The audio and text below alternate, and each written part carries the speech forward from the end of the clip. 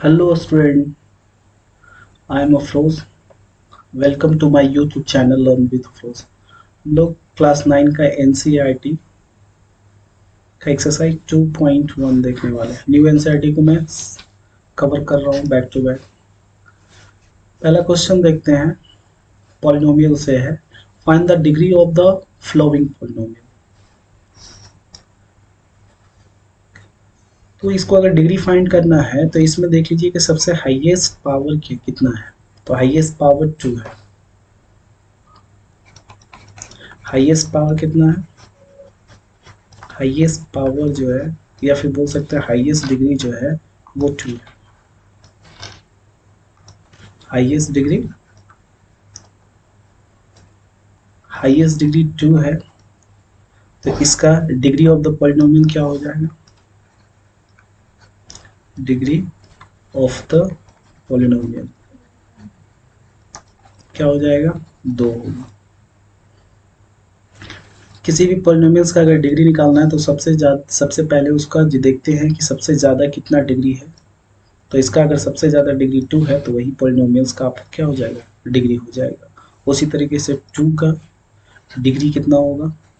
Question number 2 का degree हो जाएगा, सबसे हाईएस्ट पावर कितना है? 3 है। तो यहाँ पे 3 हो जाएगा। ये देखिए कांस्टेंट टर्म सिर्फ इसमें है, यानी कांस्टेंट पॉलिनोमियल है। ये क्या है? Constant polynomial. तो जब कांस्टेंट पॉलिनोमियल है तो इसका डिग्री कितना होता है? कांस्टेंट पॉलिनोमियल का इसका डिग्री जो है वो 0 हो जाएगा। इस पॉलिनोमियल का देखिए हाईएस्ट पावर कितना है? 1। तो इस पॉलिनोमियल्स का डिग्री कितना हो जाएगा? तो इस पॉलिनोमियल का आपका डिग्री हो जाएगा वो 1। आगे का क्वेश्चन देखते हैं। Right the polynomial of degree 1, 2 and 3। अब देखिए हमको पॉलिनोमियल्स लिखना है जो डिग्री 1 हो, जिसका 2 हो और 3 हो। तो देखिए अगर हम लिखते हैं 3x + 1 तो इसका हाईएस्ट डिग्री कितना है? 2 है। तो ये डिग्री 1 का पॉलिनोमियल का एग्जांपल हो जाएगा। उसी तरीके से अगर डिग्री 2 का लेना है तो 3x² - 2x + 4, इसका हाईएस्ट डिग्री कितना है? 2 है। तो ये डिग्री 2 का एग्जांपल हो जाएगा। अगर डिग्री 3 का लेना है एग्जांपल इसी में तो ये हो जाएगा आपका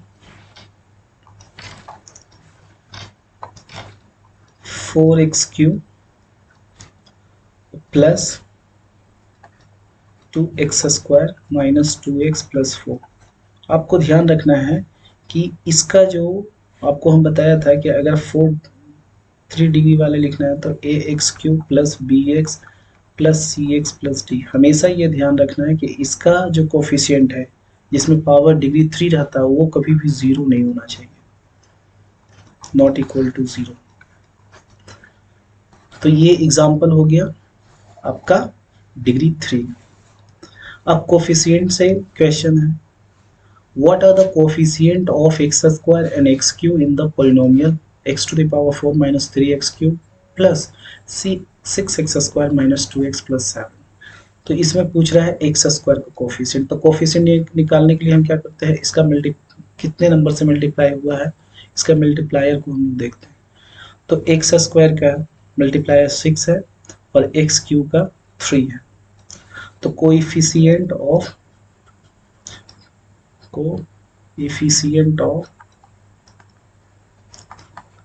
x² कितना हो जाएगा? देखिए कितना से मल्टीप्लाई होगा? +6 से, तो +6 हो जाएगा। And coefficient of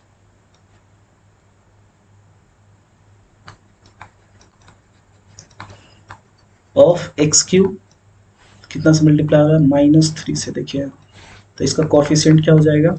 -3। अगला क्वेश्चन देखते हैं हम लोग। बोल रहा है what is the coefficient of z। तो यहाँ पर देख लीजिए कोई भी टर्म में z है? नहीं है। तो कोएफिशिएंट ऑफ z बोल रहा है पॉलिनोमियल 4 × 4 z³ + 5z² - 11। तो z नहीं है तो इसका कोएफिशिएंट क्या हो जाएगा, इसका कोएफिशिएंट आप लोग लीजिएगा, कोएफिशिएंट ऑफ z वो 0 हो जाएगा, क्योंकि z का कोई भी टर्म यहाँ पे नहीं है तो उसका कोएफिशिएंट 0 हो जाएगा। बोल रहा है what is the constant term of the polynomial.